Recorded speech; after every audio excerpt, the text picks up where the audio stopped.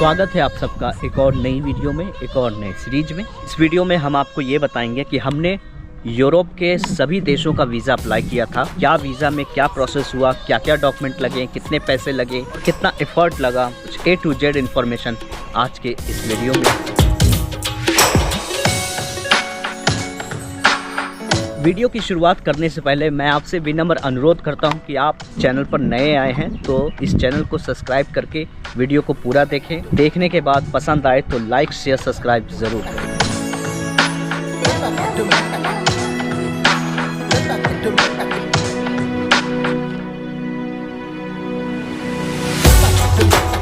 फिरते फिरते हम आ गए जवाहरलाल नेहरू जी के स्टैचू के पास कि यूरोप के वीज़ा के लिए किन चीज़ों की रिक्वायरमेंट होती है और किन चीज़ों की नहीं। वीज़ा आपको जब आएगा बन के तो कुछ इस तरह से आएगा। मेरा ये वीज़ा नहीं है, मगर क्यों? वीज़ा के लिए सबसे पहली रिक्वायरमेंट होती है आपका पासपोर्ट, जो कि 6 महीने तक की वैलिडिटी के साथ होना चाहिए। दूसरा डॉक्यूमेंट आपका होता है वीज़ा एप्लीकेशन फॉर्म, जो कि आप जिस देश से वीज़ा अप्लाई कर रहे हैं उस देश के वेबसाइट पर जाके उसके वीज़ा एप्लीकेशन फॉर्म को डाउनलोड करके उसको फिलअप करके या तो आप हाथों से फिलअप करें या फिर ऑनलाइन फिलअप करें, दोनों मान्य है। तीसरा, आपके पास एक सॉलिड कवरिंग लेटर होना चाहिए। उसमें आप ये मेंशन करें कवर लेटर में कि आप यूरोप क्यों जाना चाहते हैं, कि हम ये घूमेंगे, वो घूमेंगे, ये देखेंगे, वो देखेंगे, with proof, with practical, with hotel, इन सभी के साथ पूरी डिटेल्स आपको लिखनी है। कितना दिन रहेंगे, कितना दिन क्या करेंगे, कहाँ कहाँ जाएंगे, कैसे कैसे घूमेंगे, कैसे कैसे चलेंगे, किन किन जगहों पर रुकेंगे, किन किन जगहों पर ठहरेंगे, कितना दिन रुकेंगे, A to Z इन्फॉर्मेशन उसमें मेंशन करनी है विथ आइटनरी। या तो आप दोनों को अलग अलग बना सकते हैं या फिर एक साथ एक ही पेज में बना सकते हैं। थोड़ा लंबा हो जाएगा तो मेरी राय मानो तो दोनों अलग अलग पेज में बना के सबमिट कर सकते हैं। 6 महीने का बैंक स्टेटमेंट चाहिए और 3 महीने का भी चाहिए। अगर आप नौकरी करते हैं, सरकारी या प्राइवेट, कोई भी नौकरी, NOC ले सकते हैं। तो इस तरह की चीज़ें होती हैं तो वहाँ से आप मांग सकते हैं। आप कोई सा भी नौकरी कर रहे हैं या फिर आप कोई बिजनेस कर रहे हैं तो अपने बिजनेस का लेटर हेड पैड होता है वो लगाना है। बिजनेस खुद का है तो GST रजिस्ट्रेशन दिखानी है।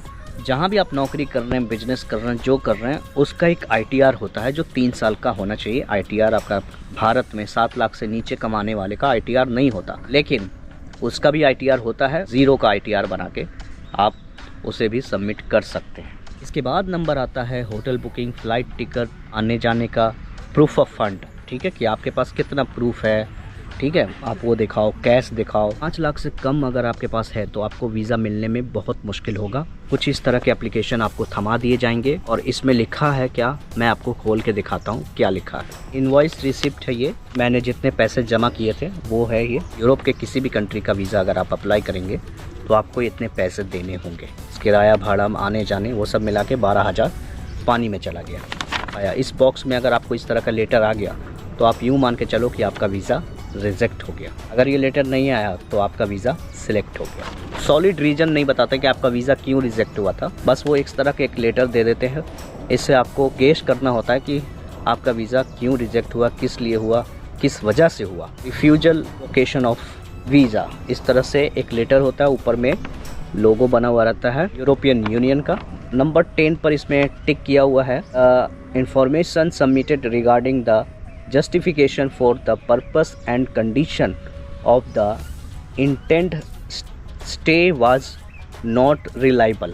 का कहना है कि आप कहाँ रुकेंगे, कैसे रुकेंगे, ये हमें रिलायबल नहीं लग रहा है, इसके वजह से हम आपके वीज़ा को रिजेक्ट करते हैं। पर ये सॉलिड रीज़न नहीं है। सॉलिड कुछ और रीज़न होता है, वो एम्बेसी या BFS वाले बताते नहीं हैं। तो इस तरह से हमारा शेंगन वीज़ा रिजेक्ट हुआ है, जिसकी वजह से मैं काफ़ी अपसेट हो गया।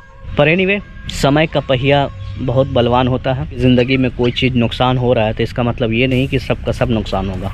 पर फिर भी हमने हिम्मत नहीं हारी, हमने राग नहीं छोड़ा, हमने अपना लक्ष्य नहीं बदला, हम करते गए। दूसरे देशों के लिए अप्लाई किया, तीसरे देशों के लिए अप्लाई, इस तरीके से ना जाने इंडिया के अंदर जितने भी एम्बेसी है मैंने सब जगह छानबीन किया, सब जगह अप्लाई करने की कोशिश की। आपको कई बार असफलता मिल भी जा रही है तो इससे चिंता नहीं होना, इससे घबराना नहीं। लेकिन ये होता है कि थोड़े से पैसे खर्च होता है। यात्रा ट्रैवल करना इतना आसान नहीं होता, उसमें पैसे लगते हैं। जो लोग कहते हैं कि पैसे नहीं लगते, ऐसा नहीं है, पैसे लगते हैं, पैसे खर्च होते हैं। बिना पैसे के आप बिल्कुल नहीं चल सकते हैं ट्रैवल में। दूसरी बात, इस तरह के यात्रा के लिए आपको कोई मिलीनियर बिलीनियर अंबानी अडानी होने की भी ज़रूरत नहीं है। 2 लाख 3 लाख भी है, यू आर रिच, तुम ये काम कर सकते हो। अगर आप एजेंट के थ्रू किसी काम को कराओगे तो 10 लाख लगेगा। अपना जो भी काम करते हैं अपने से करते हैं, अपनी सद्बुद्धि से करते हैं, क्योंकि अब हम इस काम में बिल्कुल माहिर हो गए हैं। तो हमें अब कोई ये नहीं बता सकता कि ऐसे नहीं ऐसे करो, ऐसे नहीं ऐसे करो। जो लोग पहली बार ये सब काम कराते हैं तो उनके साथ फ्रॉड होता है। सलाह दूंगा कि अगर आप अपने से कोई भी काम करोगे दुनिया में तो कुछ भी मुश्किल नहीं, और अगर दूसरों से कराओगे तो कुछ भी आसान नहीं। तो ये है एक छोटी सी कहानी थी। अगर आपको ये वीडियो अच्छी लगी तो जाते जाते हमारे वीडियो को लाइक शेयर सब्सक्राइब ज़रूर कीजिए। मिलते हैं एक शानदार वीडियो में, तब तक के लिए जय हिंद, जय भारत।